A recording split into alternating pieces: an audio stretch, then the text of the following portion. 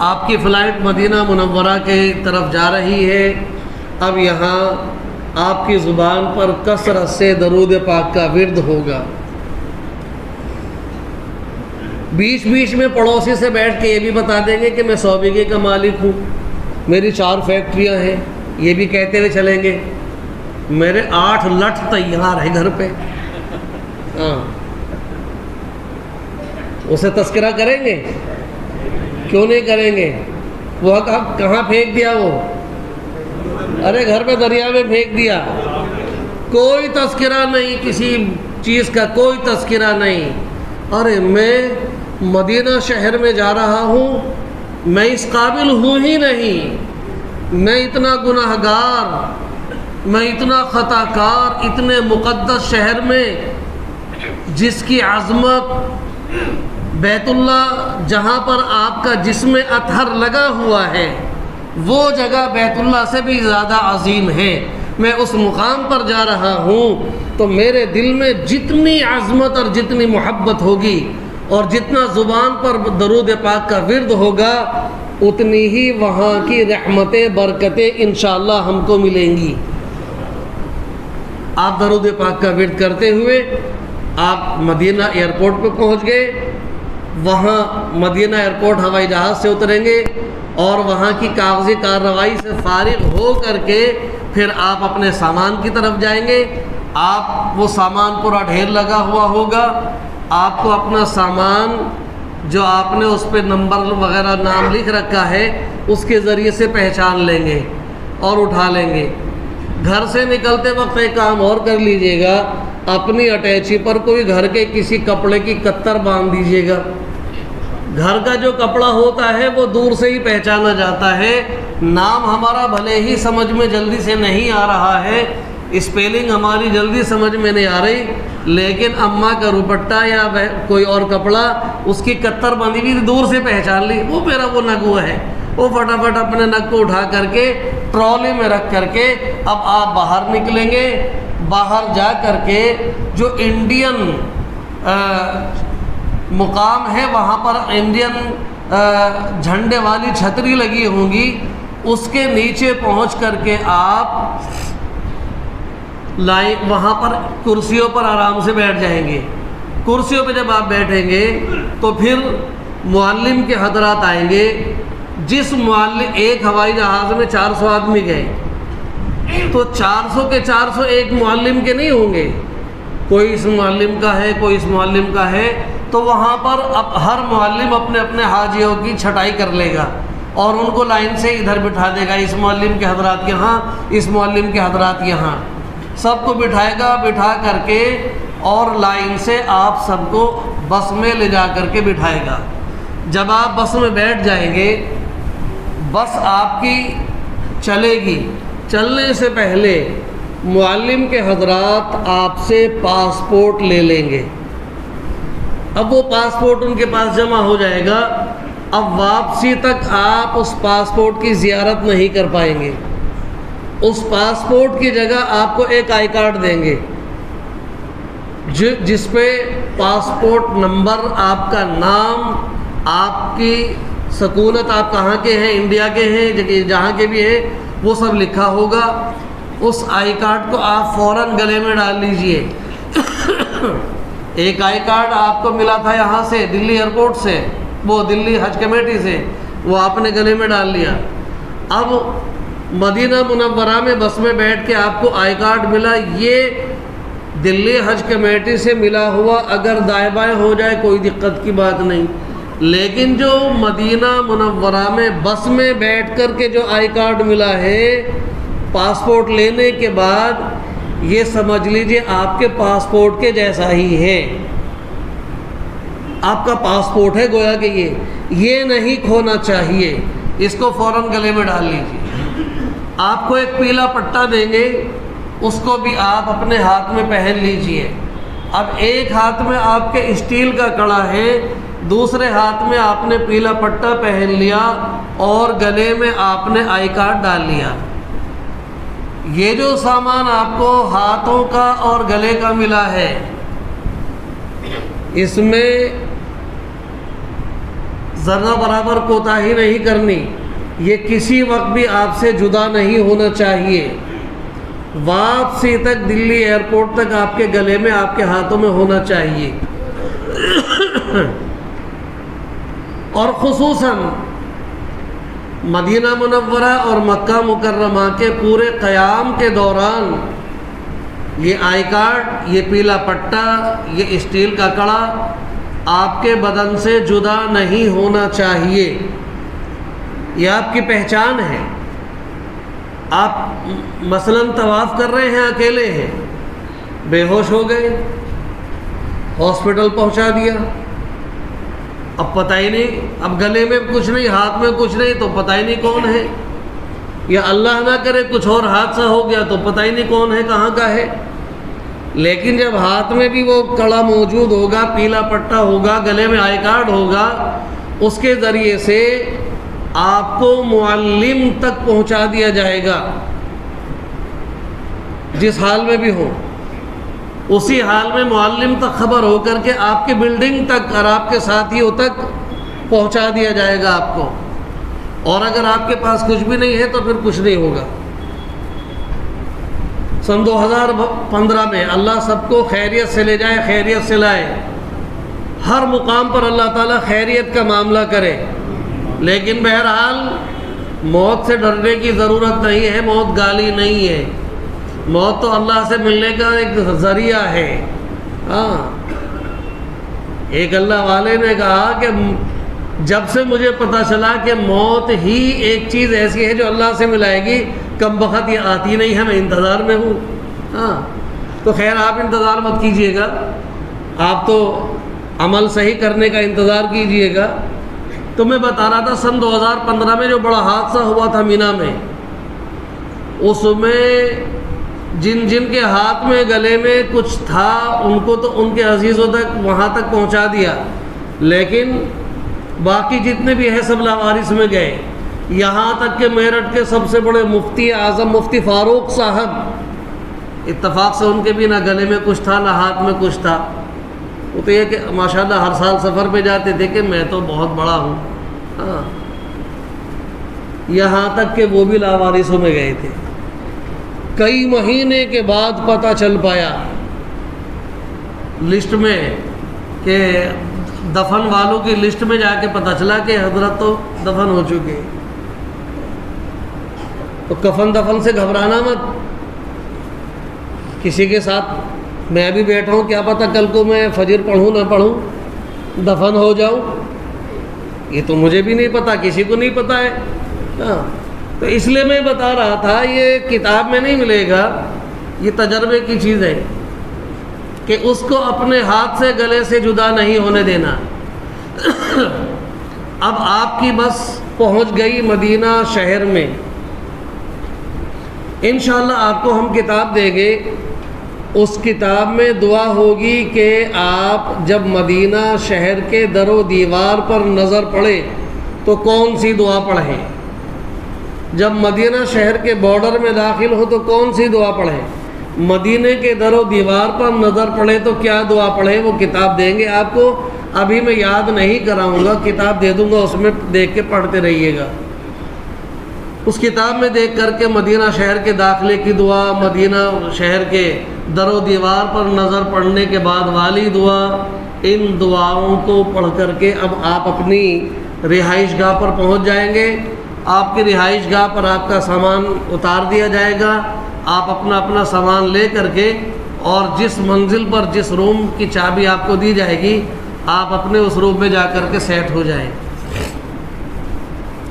جب وہاں روم میں سیٹ ہو جائے تو اب یہاں تک تو ہم سفر کر کے الحمدللہ خیر و عافیت کے ساتھ مدینہ شہر میں پہنچ گئے۔ اب ہمیں مدینہ منورہ پہنچنے کے بعد پھر جانا ہے مسجد نبوی کی حاضری کے لیے۔ مسجد نبوی میں حاضری دینی ہے اور صلاۃ و سلام پیش کرنا ہے۔ صلاۃ و سلام والا موضوع انشاءاللہ کل آئے گا، ابھی تو بس میں آپ کو مسجد نبوی میں پہنچا دوں گا۔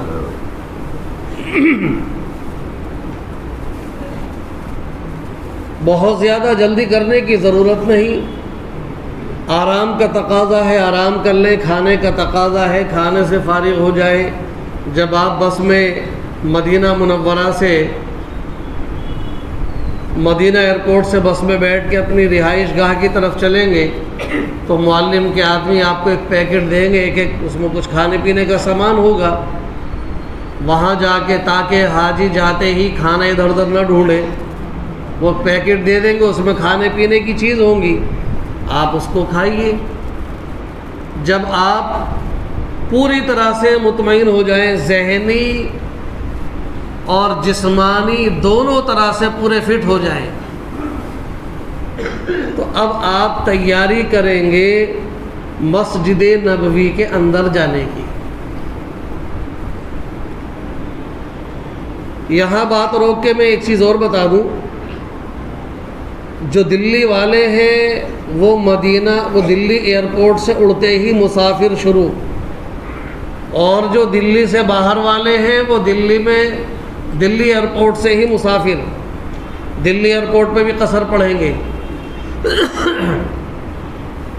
اب آپ کو مدینہ منورہ میں 8 دن یا 9 دن قیام کرنا ہے۔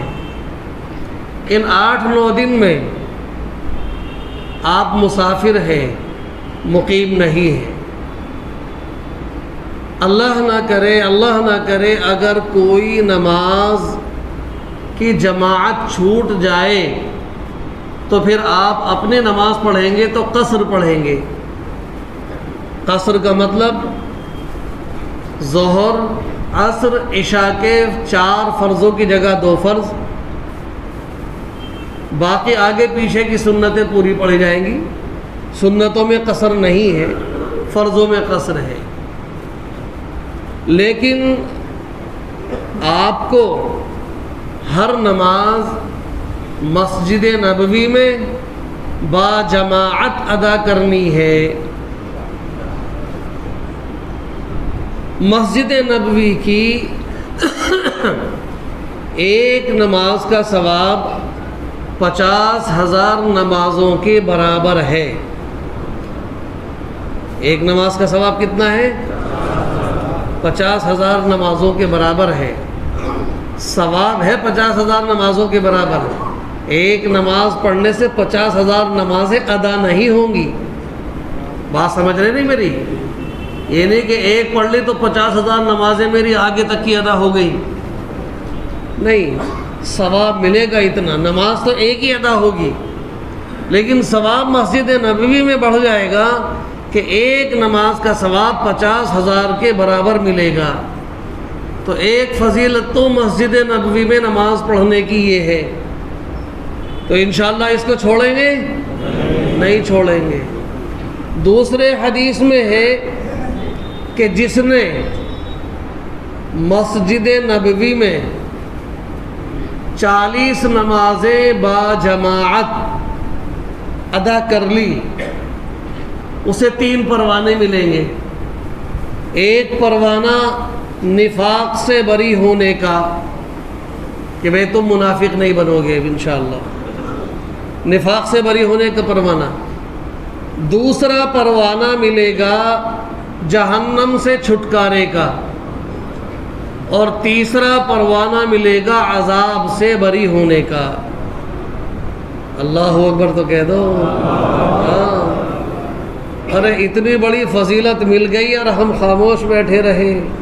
اللہ کی عطا، اللہ کا کرم ہے کہ 40 نمازیں پڑھنے پر ہمیں کیا نواز رہا ہے کہ سرٹیفکیٹ مل رہا ہے۔ پروانہ آپ سمجھ نہیں رہے ہوں گے، سرٹیفکیٹ سمجھ لیجئے۔ ایک سرٹیفکیٹ ملے گا کہ آپ منافق نہیں بنیں گے، دوسرا سرٹیفکیٹ مل گیا آپ کو جہنم کی عذاب سے نجات مل گئی، تیسرا سرٹیفکیٹ مل گیا آپ کو عذاب، چاہے قبر کا عذاب ہو، حشر کا عذاب ہو، پل صراط کا عذاب ہو، جہاں کے جتنے بھی عذاب ہیں ان سارے عذابوں سے آپ کو چھٹکارا دے دیا گیا۔ اتنا بڑا پروانہ، اتنے بڑے 3 سرٹیفکیٹ مل رہے ہیں 40 نمازیں ادا کرنے پر۔ لہذا یہ فضیلت کہ مسجد نبوی میں ایک نماز کا ثواب 50,000 کے برابر، اور مسجد نبوی کی 40 نمازیں باجماعت پڑھنے پر 3 سرٹیفکیٹ۔ تو ہمیں یہ تڑپ اور یہ لگن اور یہ شوق، یہ جذبہ زیادہ ادھر ادھر مصروف نہیں رکھے گا، بلکہ ادھر متوجہ رکھے گا۔ وہ اگر کہیں شاپنگ پہ جائے گا بھی یا جائے گی بھی تو وہ فوراً ٹائم کا دھیان رکھے گا یا رکھے گی کہ میری نماز باجماعت نہ چھوٹ جائے۔ اور جن کے ذہن میں اس کا استحضار نہیں ہوگا، شوق جذبہ نہیں ہوگا، وہ پھر کہ چلو پڑھ لیں گے پہلے کہ شاپنگ ضروری ہے، وہ پھر شاپنگ پہ توجہ ہوگی۔ لیکن اتنی فضیلت سننے کے بعد پھر ہم اپنے ساری مصروفیت وہاں پر رکھیں گے، لیکن اپنی نمازوں کی حفاظت کریں گے کہ ہماری ایک بھی نماز مسجد نبوی کے علاوہ کہیں نہ پڑھی جائے۔ اس کا پورا اہتمام کریں گے انشاءاللہ۔ اب آئیے میں یہاں پر خواتین کا بھی مسئلہ بیان کر دوں۔ ہماری ماں بہن بیٹیاں وہ یہ سوچ رہی ہوں گی کہ میری تو 40 نمازیں پوری نہیں ہو پائیں گی۔ کچھ خواتین ایسی ہوں گی جن کو 40 نمازیں پوری کی پوری مل جائیں گی مسجد نبوی میں، ان کے سامنے کوئی عذر نہیں آئے گا۔ کچھ خواتین ایسی ہوں گی جن کو شروع میں جاتے وقت عذر ہوگا نماز چھوٹنے کا، ان کی 10-5 نمازیں چھوٹ جائیں گی۔ مان لیجیے 10 چھوٹ گئی تو 30 نمازیں ملی، 40 تو پوری نہیں ہوئی۔ کچھ بہن بیٹیاں ایسی ہوں گی جن کو مثال کے طور پہ 20-25 نمازیں تو مل گئی، اس کے بعد پھر ناپاکی کا عذر شروع ہو گیا، اب نمازیں چھوٹ گئی تو 40 پوری نہیں ہوئی، کسی کی پہلے چھوٹ گئی، کسی کی بعد میں چھوٹ گئی۔ تو جن ہماری بہن بیٹیوں کی نمازیں 40 پوری نہیں ہو پائیں گی، انہیں گھبرانے کی، پریشان ہونے کی ضرورت نہیں ہے، کیونکہ یہ عذر اللہ کی طرف سے ہے۔ جو فضیلت مردوں کو، خواتین کو 40 نماز پڑھنے کے بعد ملے گی، وہی فضیلت بالکل اسی طرح سے ان بہن بیٹیوں کو بھی ملے گی جن کی کل 15 نمازیں ہو پائی تھی، 20 نمازیں ہو پائی تھی یا 30 نمازیں ہو پائی تھی، 40 نمازیں پوری نہیں ہو پائی۔ جتنی بھی ملی اتنی ہی پڑھنے پر اللہ تبارک و تعالی ان کو بھی وہی فضیلت عطا فرمائے گا جو 40 نماز پڑھنے والوں کو ملی ہے۔ سبحان اللہ، کتنا بڑا ہمارا رب ہے۔ ارے تو ہی اگر نہ چاہے بہانے ہزار ہے، وہ کریم اپنے کرم کی عطا کی بارش رات دن برسا رہا ہے، یہاں بھی برسا رہا ہے اور وہاں تو اور زیادہ برسائے گا۔ ہم ہی اگر دامن بچا کے دائیں بائیں ہو جائے وہ ہماری اپنی نالائقی ہوگی، ورنہ کریم کا تو کرم ہر وقت بارش کی طرح برس رہا ہے۔ اللہ اکبر۔ اب آپ کے جذبات تڑپ رہے ہوں گے کہ جلدی سے میں دیکھ لوں مسجد نبوی کو، جلدی سے میں گنبد خضرا کو دیکھ لوں جس کی نعتیں سنتے سنتے میں بیتاب ہو جاتا تھا، جس کی تصویریں دیکھ کر کے میں بیتاب ہو جاتا۔ اب میں جلدی سے جاؤں اور اس مسجد کو دیکھ لوں اور اپنے پیارے آقا کے روضہ اطہر کو دیکھ لوں، اس گنبد خضرا کو دیکھ لوں۔ شوق مچل رہا ہوگا، دل تڑپ رہا ہوگا، لیکن ذرا تھوڑا سا اطمینان کیجئے، تسلی کیجئے۔ پہلے مرد بھی، خواتین بھی اپنے کمرے پر غسل کر لیجئے، اور یہیں سے ایک جوڑا بہترین، مرد بھی خواتین بھی الگ سے رکھ کر کے لے جائیں کہ یہ جوڑا تو میں اپنے پیارے حبیب صلی اللہ علیہ وسلم کی مسجد میں پہن کے جاؤں گا یا جاؤں گی۔ غسل کریں اس نیت سے کہ مسجد نبوی کے داخلے کا غسل کر رہا ہوں، کر رہی ہوں۔ اپنے گھر سے غسل کر کے چلے تھے کس چیز کا؟ مدینہ شہر میں داخلے کا، الحمدللہ اسی غسل کے ساتھ مدینہ شہر میں داخلہ ہو گیا۔ اب مسجد نبوی میں داخل ہونا ہے، تھکن بھی ہے سفر کی، کچھ گرد و غبار بھی ہے، کچھ میل کچیل بھی ہے، اس سارے گرد و غبار کو دور کرنا ہے، میل کچیل کو دور کر کے نہا دھو کر کے مردوں نے بھی اچھے کپڑے پہن لیے، خواتین نے بھی اچھے کپڑے پہن لیے، اس کے بعد عطر لگا لیجئے، اور عطر یہیں سے لے کے جائیے گا، کیونکہ وہاں جاتے ہی عطر کہاں ڈھونڈتے پھریں گے دکانوں پر، اچھی خوشبو والا، ایسی خوشبو جو کسی کو پریشان نہ کرے۔ بعضی خوشبو بڑی بیکار ہوتی ہے اور بڑی تیز ہوتی ہے، ہلکی خوشبو لے کے جائیں۔ عام طور سے میں جنت الفردوس کو ہی پسند کرتا ہوں، آپ کو بھی مشورہ جنت الفردوس کا دوں گا، وہ بڑی اچھی خوشبو ہوتی ہے۔ ہاں، بہت سے پوچھتے ہیں آپ جنت الفردوس ہی کیوں پسند کرتے ہیں؟ ہم نے بھائی نالائق ہوں، اتنے عمل تو ہے نہیں جو اللہ سے جنت الفردوس مانگ لوں، کہہ دوں گا مولا دنیا میں جنت الفردوس پسند تھا، یہاں بھی مجھے جنت الفردوس ہی دے دے، اتنا ہی کہہ کے مانگ لوں گا اللہ سے۔ ہاں، تو بہرحال غسل کر کے کپڑے اچھے پہن لیے، خوشبو لگا لی، خوشبو لگا کر کے اب میاں بیوی، بھائی بہن، بیٹا ماں، جو بھی محرم ہیں ساتھ نکلے، اپنے گروپ کے ساتھ چلے، اور بلڈنگ سے نکلنے سے پہلے بلڈنگ کے ریسیپشن پر سے بلڈنگ کا کارڈ لے کر کے اپنے جیب میں رکھ لیں، جو ایڈریس کارڈ ہے بلڈنگ کا وہ لے کر کے جیب میں رکھ لیں۔ آپ کے گلے میں آئی کارڈ موجود ہے، ہاتھ میں کڑا اسٹیل کا موجود ہے، پیلا پٹا موجود ہے، بلڈنگ کا ایڈریس کارڈ بھی آپ نے لے کے جیب میں رکھ لیا۔ اب آپ درود شریف پڑھتے ہوئے شوق کے ساتھ چل رہے ہیں مسجد نبوی۔ جیسے ہی مسجد نبوی کے میناروں پر نظر پڑے گی، آپ کو زور زور سے درود شریف کا ورد جاری رکھنا ہے۔ اس کے بعد پھر مسجد نبوی کے صحن میں پہنچ جائیں گے۔ مسجد نبوی کے صحن میں جانے کے بعد اور مسجد کے اندر داخل ہونے سے پہلے دو کام کرنے ہیں۔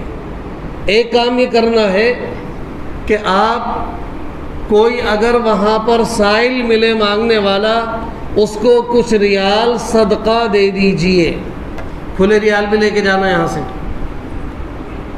اور اگر کوئی سائل نہ ملے تو پھر وہاں پہ جو صفائی کرنے والے کرمچاری ہیں ان کو دے دیجئے، خدمت خادم ہے مسجد نبوی کے، وہ ریال ان کو دے دیجئے، کیونکہ قرآن کریم نے نبی اکرم صلی اللہ علیہ وسلم کی خدمت اقدس میں حاضری کا ادب بتایا ہے۔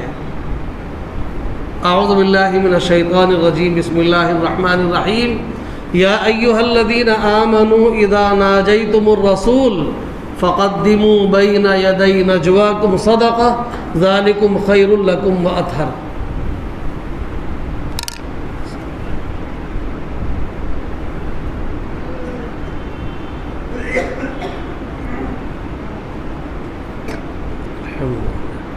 کہ اے ایمان والو، جب تم اپنے پیارے آقا صلی اللہ علیہ وسلم کی خدمت میں حاضر ہونے کا ارادہ کرو، ان سے سرگوشی کا، ان سے ملاقات کا ارادہ کرو، تو صدقہ دے دیا کرو، اب وہ جتنا بھی گنجائش ہو۔ ذالکم خیر لکم واطہر، یہ تمہارے لیے بہت زیادہ بہتر ہے اور تمہیں بہت زیادہ پاک کرنے والا عمل ہے۔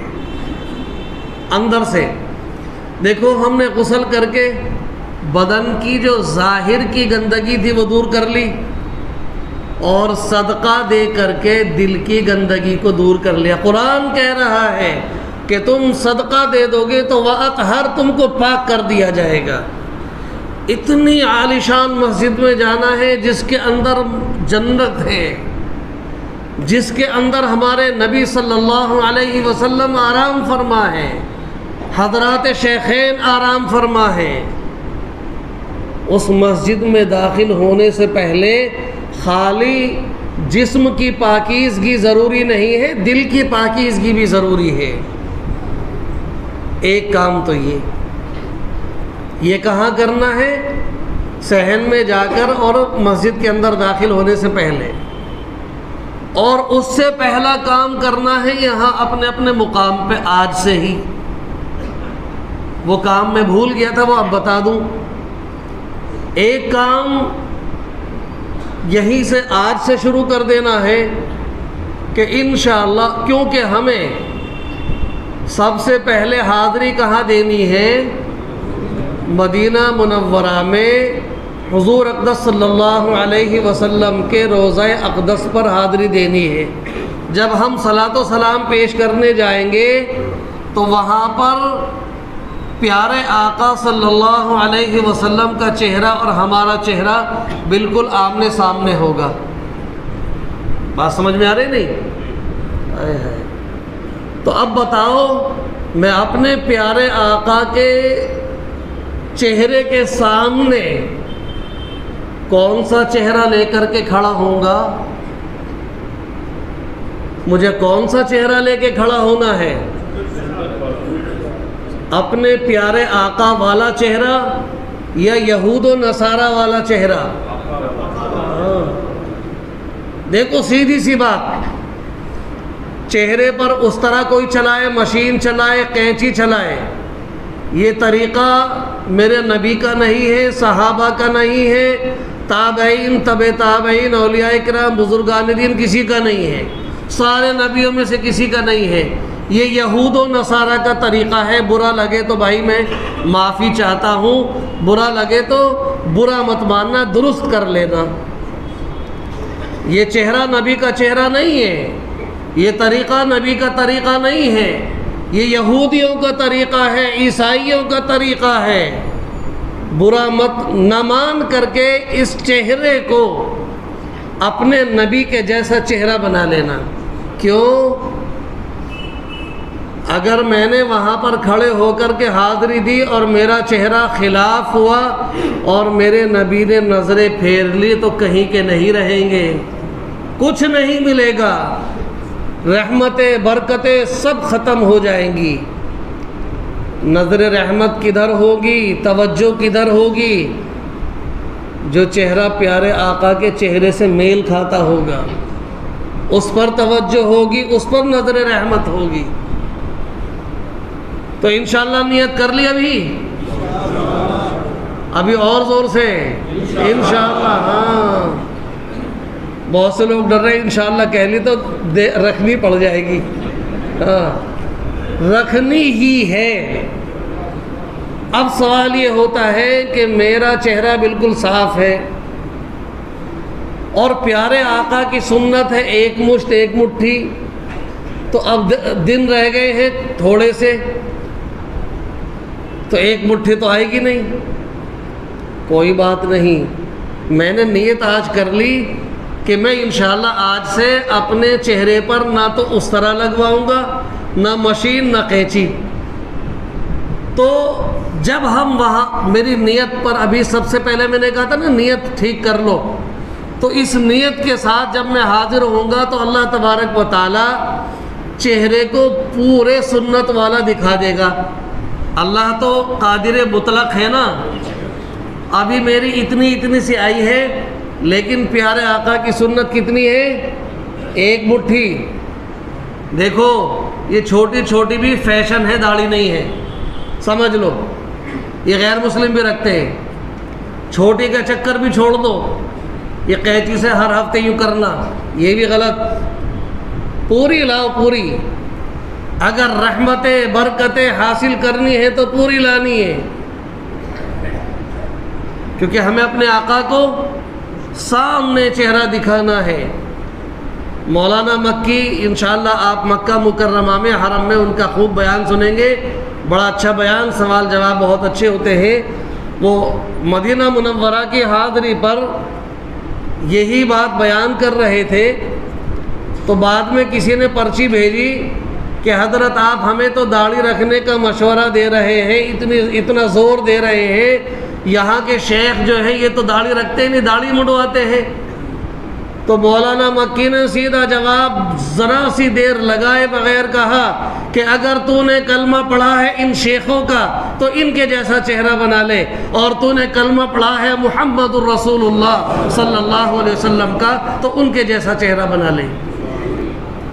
کتنا پیارا جواب. یہ نہیں کہا میاں نہیں ذرا وہ یوں میں ایسے میں. ارے نہیں، ان کا چہرہ نبی کے چہرے کے خلاف ہے.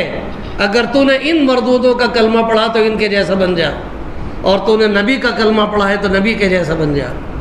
ایک جملے میں پورا جواب دے دیا.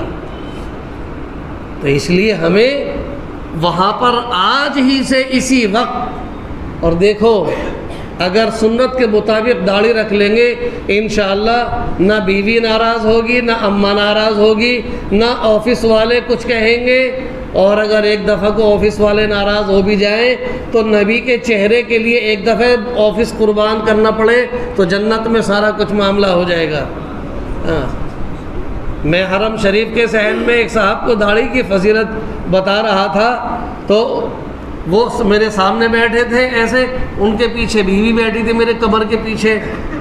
تو اب وہ بار بار بیوی کی طرف دیکھ رہے، بار بار بیوی کی طرف دیکھ رہے. تو جب 3-4 دفعے دیکھ لیا تو ادھر سے آواز آئی میری طرف کیا دیکھ رہے، اپنا دل دیکھو، میری طرف سے کوئی دقت نہیں ہے. ہاں ہم نے کہہ لو اب تو یہ منسٹری کی طرف سے بھی اجازت مل گئی ہے. اب تو ہاں ہوم منسٹری نے بھی اجازت دے دی ہے. تو پھر ان کا جواب تھا جب بیوی سے اجازت مل گئی تو پھر دوسرا جواب تھا اجی وہ کیا کروں، اصل میں میرا کام ہی کچھ ایسا کہ جھوٹ بولنا پڑتا ہے. ہم نے کہ کون سی حدیث میں لکھا کہ داڑھی رکھ کے جھوٹ مت بولنا اور بغیر داڑھی کے خوب جھوٹ بولنا؟ جھوٹ تو ہر حال میں حرام ہے. کاروبار حلال کرنا حلال ہے، رکھو تب بھی سچ بولنا ہے، نہ رکھو تب بھی سچ بولنا ہے. تو خیر ان کو سمجھایا، الحمدللہ اب پوری داڑھی ہے ان کی، اور وہ کاروبار بھی وہی کر رہے ہیں اور مزے سے کر رہے ہیں ماشاءاللہ. تو یہ شیطان بہکاتا ہے. تو ایک کام تو آپ نے دلی یہی کر لیا کہ آج سے نیت کر لی انشاءاللہ. اچھا اس طرح کے ساتھ میں نے مشین کا لفظ اس لیے استعمال کیا، میں نے ایک کو داڑھی کے لیے آمادہ کیا، اس سے وعدہ لیا. میں نے کہتے ایک وعدہ کر آج کے بعد اس طرح قینچی بالکل نہیں چلائے گا کہ جی قسم خدا کی آج کے بعد نہ اس طرح چلاؤں نہ قینچی چلاؤں. اب 2-3 مہینے کے بعد ملا تو صاف. ہم نے بھائی تو نے تو قسم کھائی تھی کہ میں اب بھی قسم کھا رہا ہوں کہ میں نے نہ اس طرح لگایا نہ قینچی لگائی، کہ پھر کہ مشین لگائی تھی. تو اس نے آنکھیں کھول دی جب سے میں مشین کو بھی کہنے لگا کہ بھائی نہ اس طرح چلانا، نہ قینچی نہ مشین، اور اگر کوئی چوتھی چیز بھی ہو رہا تو وہ بھی مت چلانا. سمجھ گئے انشاءاللہ. دوسرا جو ہے وہاں پر آپ نے صدقہ دے دیا.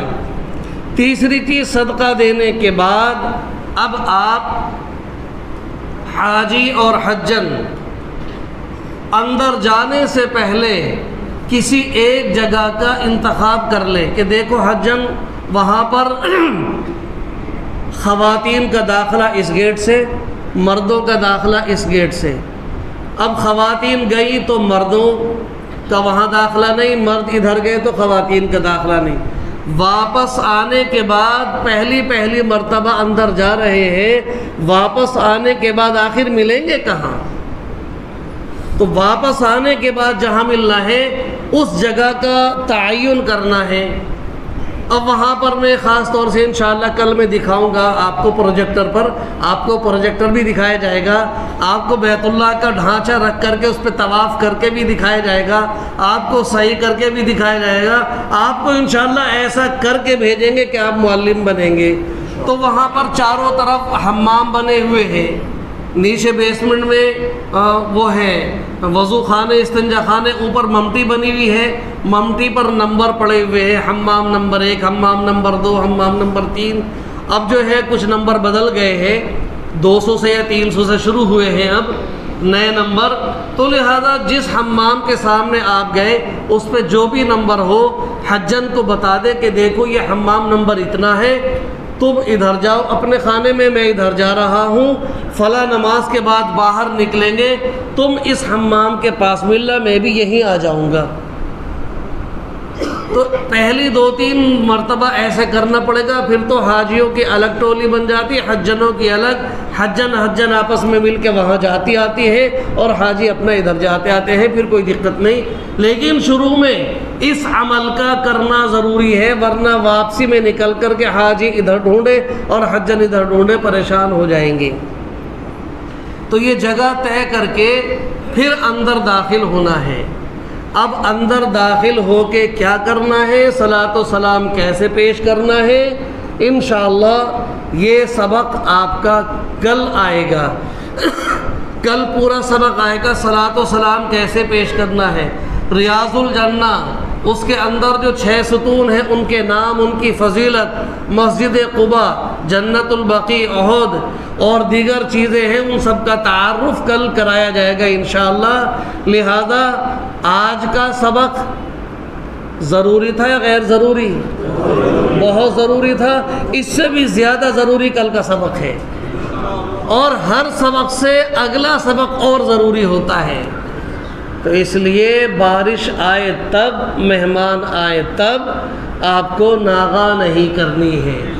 بس آپ کو میں نے ایڈریس بتا دیا ہے کہ مسجد نبوی میں حمام کے ایڈریس پتہ کر کے لکھ کے، اور اندر خواتین چلی جائیں گی اور ادھر مرد چلے جائیں گے۔ کیسے جائیں گے وہ پورا طریقہ صلاۃ و سلام کا انشاءاللہ کل آئے گا۔ اب میں 2-3 باتیں اور یہ بتا دوں۔ نمبر 1، جو خواتین سیکھنے آ رہی ہیں، حج کو جا رہی ہیں، وہ بھی، جو حج کو نہیں جا رہی ہیں سیکھنے آ رہی ہیں، وہ بھی جب عشاء کی نماز یہاں ہوتی ہے تو با جماعت نماز ادا کیا کریں۔ دیکھو مسجد نبوی میں جا کے بھی نماز جماعت سے پڑھنی ہے، حرم میں بھی جماعت سے نماز پڑھنی ہے، تو لہٰذا اس کی عادت یہیں سے ڈالیں۔ جماعت سے نماز پڑھنے کا جیسا طریقہ مردوں کا ہے ویسا ہی طریقہ عورتوں کا ہے۔ اب ایک جملہ تو یہ ہے کہ بھئی اپنی عورتوں کو مرد جا کے طریقہ بتا دے، اتنا کافی ہے جی، ورنہ دیر لگ جائے گی۔ جیسے آپ لوگ پڑھتے ہیں جماعت سے، ایسے ہی اپنے حجن کو بتا دے۔ آپ کے طریقے میں، حجن کے طریقے میں کوئی فرق نہیں ہے۔ کل کو اچھی طرح گھر پہ جا کے یہ طریقہ سکھا دینا۔ دوسرا اعلان یہ ہے کہ ہمارا سبق 10 دن کا نہ مردوں کا چھوٹے نہ خواتین کا چھوٹے۔ خواتین پر ایک وقت آتا ہے جب ان کو ناپاکی کا عذر آتا ہے، ہم نے انتظام یہ کیا ہے کہ ان کا بھی سبق نہ چھوٹے۔ فرسٹ فلور پہ جیسے ہی زینے پر چڑھیں گی، سامنے ایک چھوٹا سا کمرہ ہے، اس کمرے میں چلی جائیں۔ وہ مسجد کی حد سے باہر ہے، اس میں اسپیکر، پنکھا سب کچھ موجود ہے۔ انشاءاللہ پورا سبق وہاں بیٹھ کر کے سنیں گی۔ لہذا کوئی خاتون اس عذر کی وجہ سے سبق کو ناغہ نہ کرے۔ تیسری بات یہ ہے، تیسرا اعلان یہ ہے، ہمارے جتنے بھی حاجی اپنی بائک وغیرہ لائیں تو سب یہ پیچھے پلاٹ ہے، یہاں لا کر کے کھڑی کریں۔ ہم نے ایک چپڑاسی کو متعین کر دیا ہے، وہ بالکل آپ کی بائکوں کی حفاظت کرنے کے لیے مستعد رہے گا۔ ہم نے بھائی کل ہی اس کو ہم نے کہ تمہیں تنخواہ میں دوں گا، لیکن 10 دن ڈیوٹی دینی ہے، ادھر ادھر کھڑی کرنے سے خطرہ ہے، لیکن یہاں انشاءاللہ آپ کی بائکیں جگہ بھی نہیں گھرے گی اور آپ کی بائکیں بھی انشاءاللہ محفوظ رہیں گی، بس سیدھے ادھر لا کے کھڑی کر دیا کریں، ٹھیک ہے؟ اللہ تبارک و تعالی آپ حضرات کے سبق کو آسان فرمائے، قبول فرمائے۔ اب چھٹی ہونے سے پہلے جو لبیک پڑھا جائے گا اس کا ایک سبق لیتے جائیے۔ لبیک پورا تلبیہ ہم ایک ساتھ نہیں یاد کراتے ہیں، بلکہ 6 سانسوں کا کام ہے۔ 6 سانسوں میں یہ 6 دن میں اس کو یاد کراتے ہیں۔ یہ صابن ہے، اس میں خوشبو نہیں ہوتی، یہ ابھی سیمپل انشاءاللہ آپ حضرات کو جب ہم کتابیں دیں گے، دعاؤں کی کتابیں دیں گے، پرچے دیں گے، ساتھ میں یہ صابن بھی دیں گے تاکہ آپ احرام کی حالت میں اس صابن سے ہاتھ دھو لیا کریں۔ یہ صابن ابھی سیمپل کے طور پہ منگوایا ہم نے۔ چلیے وہ سبق لے لیجئے آپ۔ پہلا سبق جو ہے، یہ پہلا پورا سبق ہے لبیک اللہم لبیک۔ اب یاد کیسے کرنا ہے، یاد کریے، لبیک لبیک لبیک. سنائیے. بس اتنا یاد ہو گیا؟ بس اتنا ہی سنانا بس. اس کے معنی ہے میں حاضر ہوں. لبیک کے معنی کیا ہے؟ جو پرانے مدرسے میں پڑھے ہوئے ہیں، جب ہمارے حافظ جی حاضری لیتے تھے محمد عارف، ہم کھڑے ہوتے تھے لبیک، یعنی میں حاضر ہوں. تو اللہ سے کہہ رہے ہیں میں حاضر ہوں. ایک بات اور بتا دوں آپ کو، آپ وہاں جا نہیں رہے، آپ نہیں جا رہے وہاں پر آپ نہیں جا رہے ہیں، بلکہ بلایا جا رہا ہے. ہاں، یہ بلایا جا رہا ہے، یہ کوئی معمولی بات نہیں. جو کوئی خود جائے وہ تو جا کے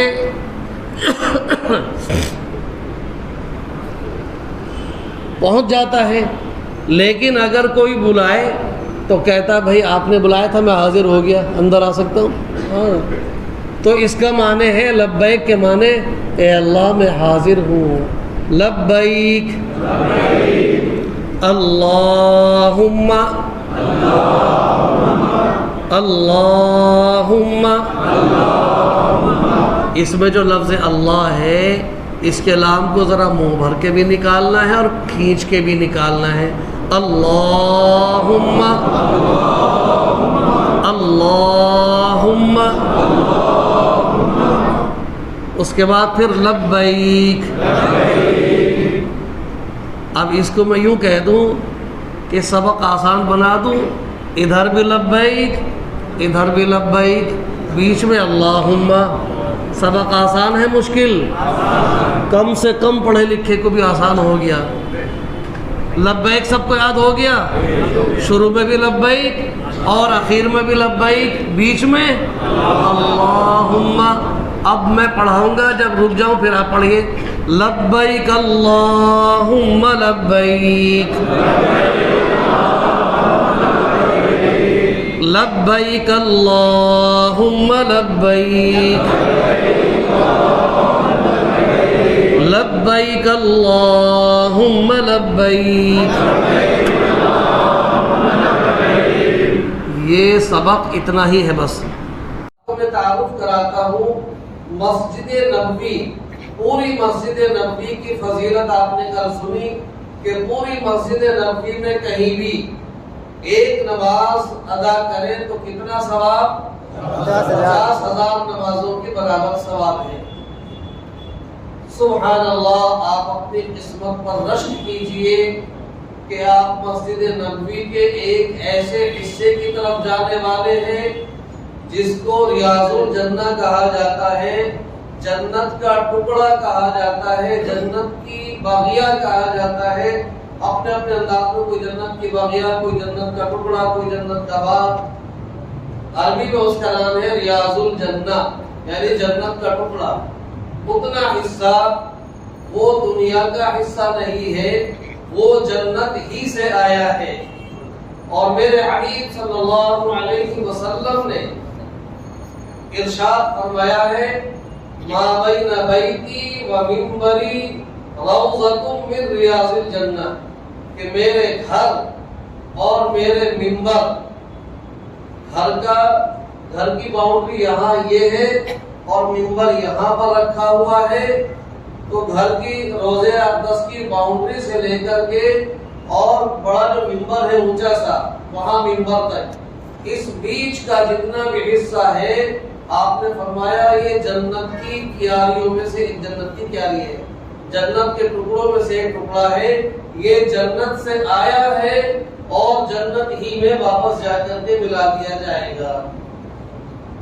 لہذا اللہ رب العزت آپ تمام مرد و خواتین کو بھی، اور آپ کی برکت سے، آپ کی دعاؤں سے میری بھی حاضری اگر ہو جائے تو میرے لیے بھی وہاں پر پہنچنے کی سعادت نصیب فرمائے ریاض الجنہ میں. جب آپ ریاض الجنہ میں جائیں، وہاں جا کر کے 2 رکعت ادا کریں. اس سے زیادہ جو بھی موقع ملے اتنی نماز آپ مختلف مقامات، آپ کو میں ابھی بتاؤں گا، ایک ہی جگہ موقع ملے 2 رکعت، 4 رکعت، 6 رکعت ایک ہی جگہ ادا کر لیں. اور اگر مختلف مقامات پر موقع مل جائے تو مختلف مقامات پر آپ نماز ادا کریں۔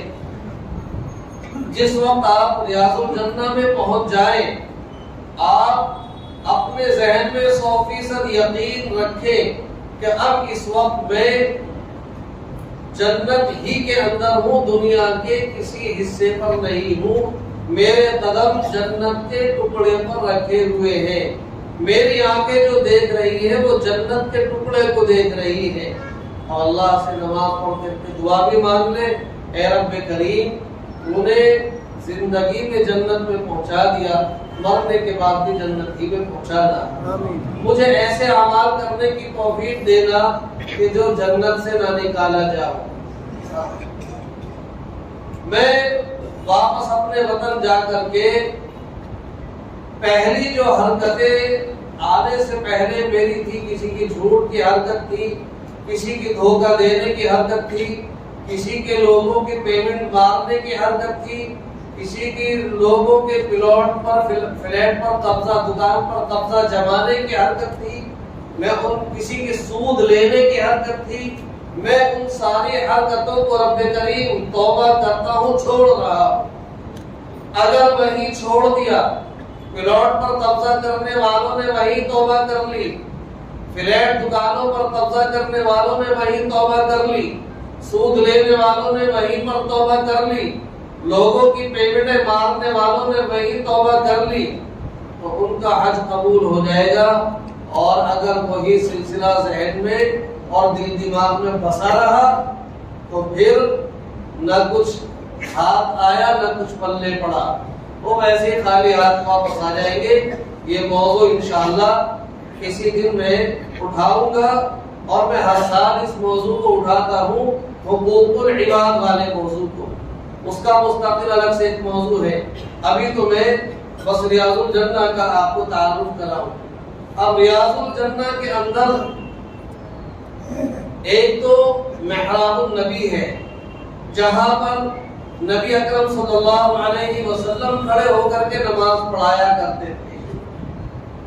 لائن لگی ہوتی ہے، موقع اللہ نے عطا کر دیا تو وہاں بھی 2 رکعت ادا کر دی۔ ایک منبر شریف ہے، بہت اونچا رکھا ہوا ہے، وہ بھی بہت مبارک جگہ ہے، وہاں کھڑے ہو کر نبی اکرم صلی اللہ علیہ وسلم خطبہ دیا کرتے تھے، لہذا موقع ملنے پر وہاں پر بھی 2 رکعت ادا کریں۔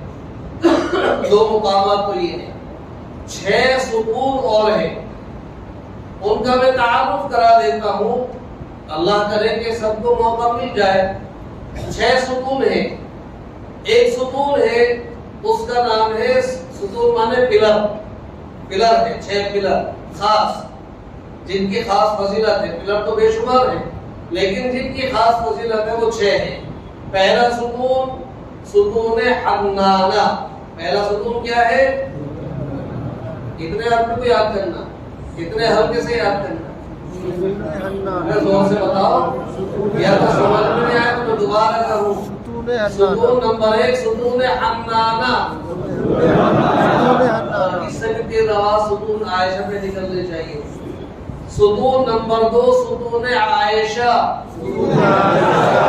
تیسرا ستون ہے ستون توبہ، چوتھا ستون ہے ستون سریر، 5واں ستون ہے ستون حرس، اور 6واں ستون ہے ستون وفود۔ ستون حنانہ، ستون عائشہ، ستون توبہ، اس کو ستون توبہ بھی کہتے ہیں، ستون ابو لبابہ بھی کہتے ہیں۔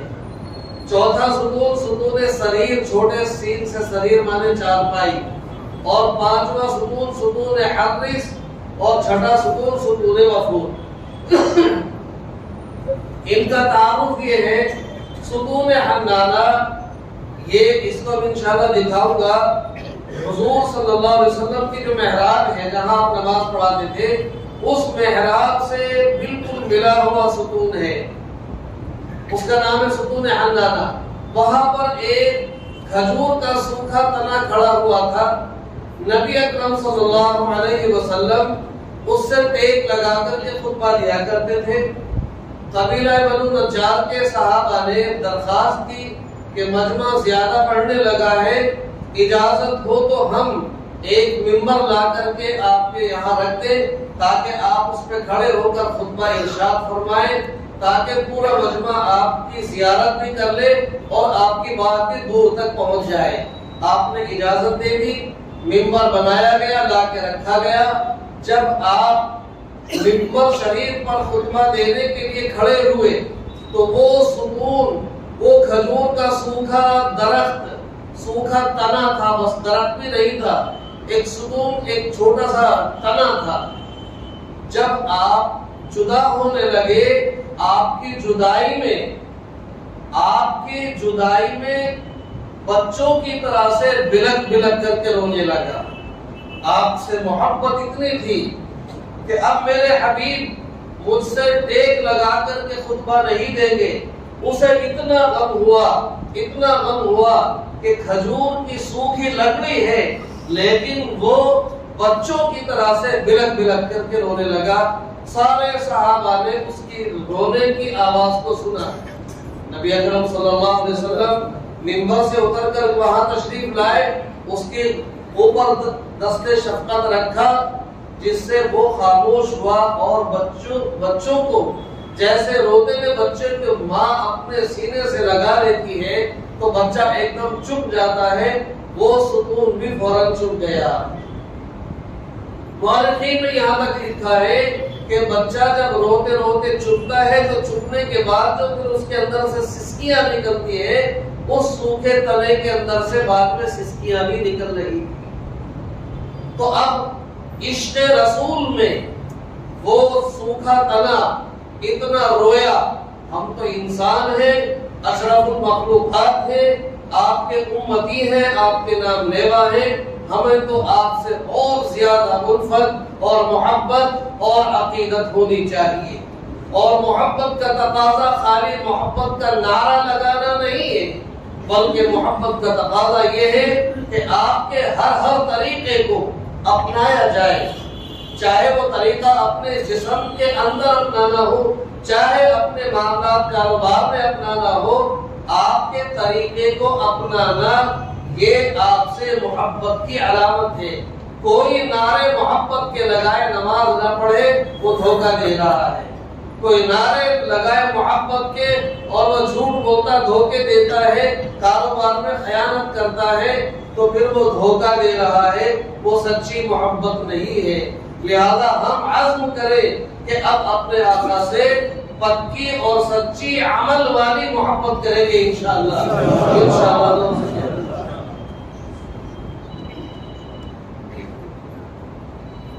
اس ستون سے پیچھے ہٹیں گے، محراب النبی سے پیچھے ہٹیں گے دو صف پیچھے ہٹنے کے بعد ہلکا سا ہم قبلے رخ کھڑے ہو کر کے پیچھے ہٹے، ذرا سا بائیں طرف ہٹیں گے تو ایک ستون دکھائی دے گا۔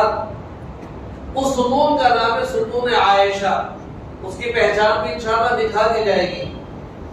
ستون عائشہ یہ اس مقام پر ہے، پیارے حبیب صلی اللہ علیہ وسلم نے اما عائشہ رضی اللہ عنہا سے فرمایا تھا، عائشہ میری مسجد میں ایک جگہ ایسی ہے کہ اگر لوگوں کو وہاں پر نماز پڑھنے کے ثواب کا پتہ لگ جائے تو لوگ قرآن اندازی کر کے نماز پڑھا کریں، اتنا زیادہ ثواب ہے۔ یعنی جیسے آپ نے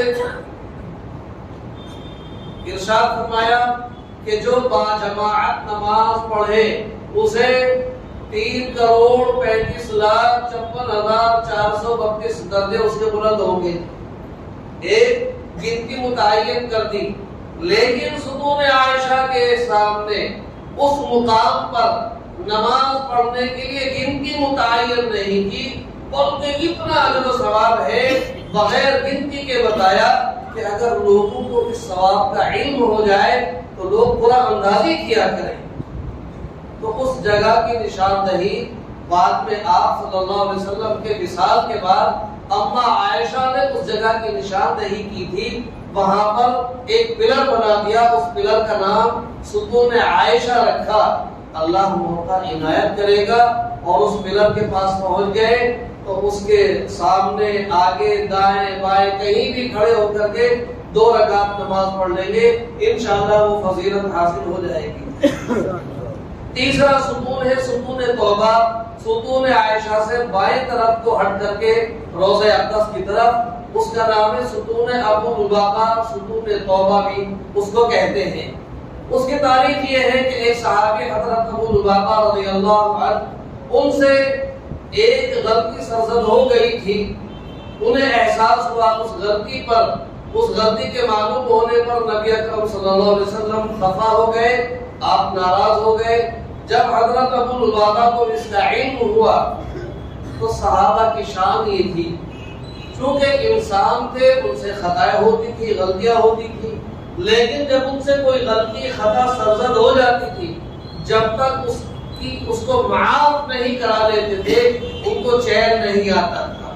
ان کی یہ شان تھی، یہ مقام تھا ان کا، اسی لیے آپ نے ان کو جنت کی خوشخبری سنائی اور قرآن نے رضا جنت کی خوشخبری اور اپنی رضا کا پروانہ سنایا۔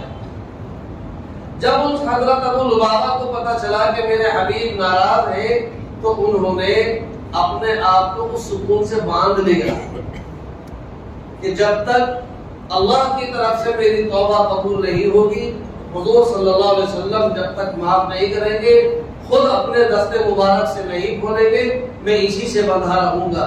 40 دن تک بندھے رہے، نماز کے اوقات میں اور استنجا وغیرہ کے اوقات میں کھولا جاتا تھا، نماز سے فارغ ہو کے، ضروریات سے فارغ ہو کر کے پھر اپنے آپ کو باندھ لیا کرتے تھے۔ جب 40 دن پورے ہو گئے، اللہ رب العزت نے خوشخبری سنائی اور حضور صلی اللہ علیہ وسلم پر وحی نازل فرمائی کہ ہم نے ابو لبابہ کی توبہ کو قبول کر لیا ہے۔ آپ تشریف لائے، اپنے دست مبارک سے ان کی رسی کو کھولا اور ان کو سینے سے لگایا۔ لہذا اللہ موقع دے وہاں پہنچ جائے تو 2 رکعت وہاں بھی پڑھ لے اور اللہ سے مانگ لے کہ مولا وہ تو صحابی رسول تھے، بڑے یعنی کہ فکر مند تھے، ہم تو بے فکر نادان لوگ ہیں، بے شمار گناہ ہم سے ہو چکے ہیں، جیسے تو نے ان کی توبہ قبول کی ہے، میں اس لائق تو نہیں ہوں، مگر اپنے حبیب کے صدقے میں اور حضرت ابو لبابہ نے جو عمل کیا تھا ان کے صدقے میں میری توبہ کو بھی قبول کر لے، میرے بھی گناہوں کو معاف فرما دے۔ کتنے ستون ہو گئے؟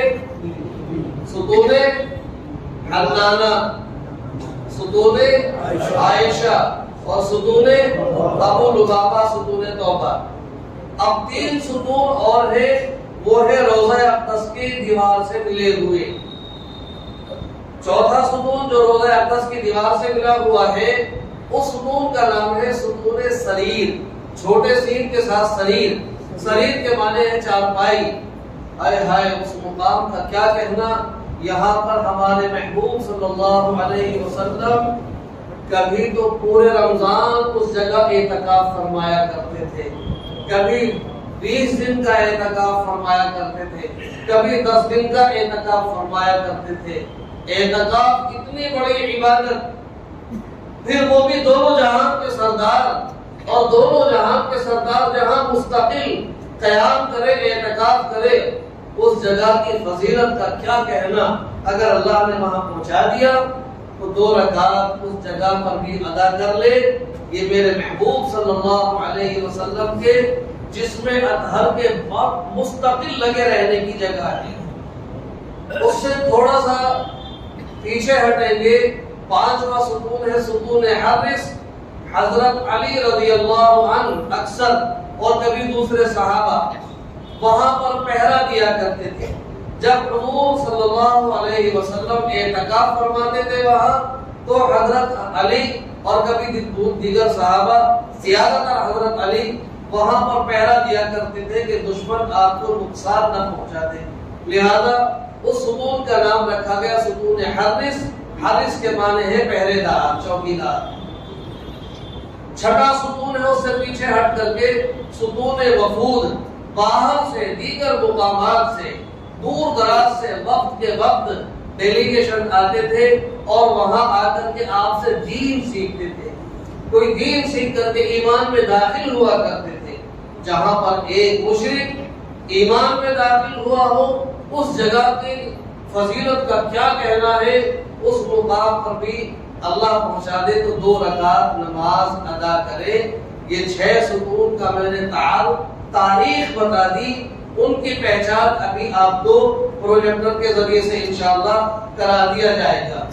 میں اپنی ماں بہن بیٹیوں کو ایک بڑی عظیم خوشخبری سنا رہا ہوں۔ پچھلے سال سے پہلے تک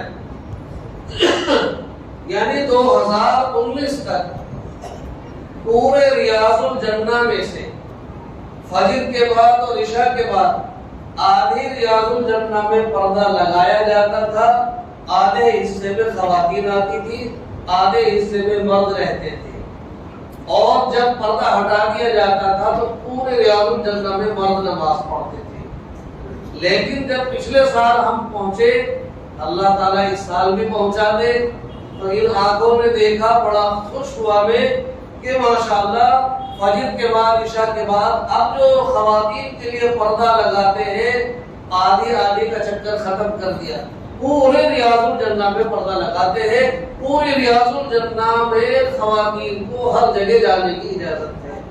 پہلے ان کو محراب دکھائی نہیں دیتی تھی، منبر دکھائی نہیں دیتا تھا، ستون حنانہ، ستون عائشہ، ستون وفود، ستون توبہ، ستون حادث اور ستون سریر یہ دکھائی نہیں دیتے تھے، صرف ستون وفود ان کے حصے میں آتا تھا۔ لیکن اللہ نے ایک نظام بنایا کورونا کی وجہ سے کہ جب سے یہ مسئلہ آیا تو انہوں نے پورے ریاض الجنہ میں پردہ لگایا ہے۔ اب آدھے کا چکر ختم۔ یہ وقت ایسا ہے کہ اس میں پورے ریاض الجنہ میں ہماری خواتین ہی رہیں گی الحمدللہ۔ تو انہیں محراب النبی بھی دیکھنے کو ملے گی، منبر شریف بھی دیکھنے کو ملے گا، ستون حنانہ، عائشہ، توبہ، وفود سارے دیکھنے کو ملے گی۔ تو لہذا جتنے مرتبہ بھی وقت لے کر کے ریاض الجنہ میں پہنچنے کا موقع مل جائے اتنی مرتبہ پہنچے، اللہ آپ کو ہمیں بھی بار بار وہاں پر پہنچائے۔ تو یہ ہے پوری مسجد نبوی میں 40 نماز، درود پاک کا ورد کرنا، ذکر تلاوت، بار بار صلاۃ و سلام آ کر کے پیش کرنا، خواتین بھی مرد بھی ریاض الجنہ کی حاضری اور ان ستونوں کا تعارف الحمدللہ آپ کے سامنے آ چکا ہے۔